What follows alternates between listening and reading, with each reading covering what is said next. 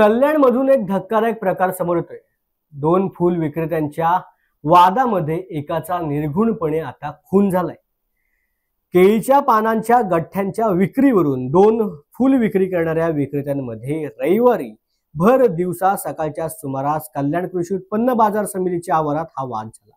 या वादामधून एका विक्रेत्याने दुसऱ्या विक्रेत्यावरती धारदार कैचीने हल्ला चढवून त्याचा जागीच खून केलाय।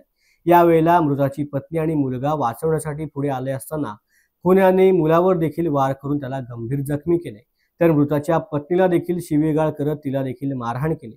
रक्तरंजित राड्यानंतर घटनास्थळावरून पसार झालेल्या खुन्याला बाजारपेठ पोलिसांनी अवघ्या काही तासातच बेड्या ठेकून गजाआड केले।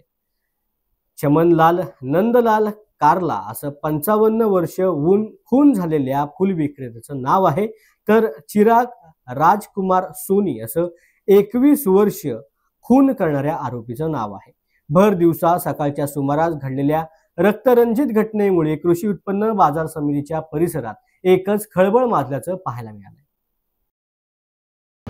बाजारपेठ पोलीस स्टेशन कल्याणच्या हद्दीमध्ये एपीएमसी मार्केटमध्ये आज सकाळी 8:30 ते 9च्या दरम्यान दोन इसमांमध्ये केळीच्या पानावरनं मारामारी झाली आणि येथील जो आरोपी आहे चिराग राजकुमार सोनी यांनी चमनलाल नंदलाल कारला याला छाती आणि पोटामध्ये कैचीच्या साह्याने वार करून गंभीर जखापत करून त्याच्या मृत्यूस कारणीभूत झाला।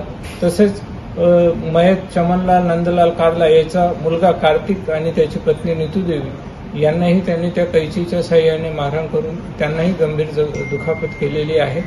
या घटनेमध्ये चमनलाल नंदलाल कारला हा उपचार करताना मयत झालेला आहे आणि आम्ही रितसर बाजारपेठ पोलीस स्टेशनला गुन्हा दाखल करून या गुन्ह्यामध्ये चिराग राजकुमार सोनी याला बाजारपेठ पोलीस स्टेशनच्या अधिकाऱ्यांनी ताबडतोब अर्ध्या तासाच्या आत अटक केलेली आहे।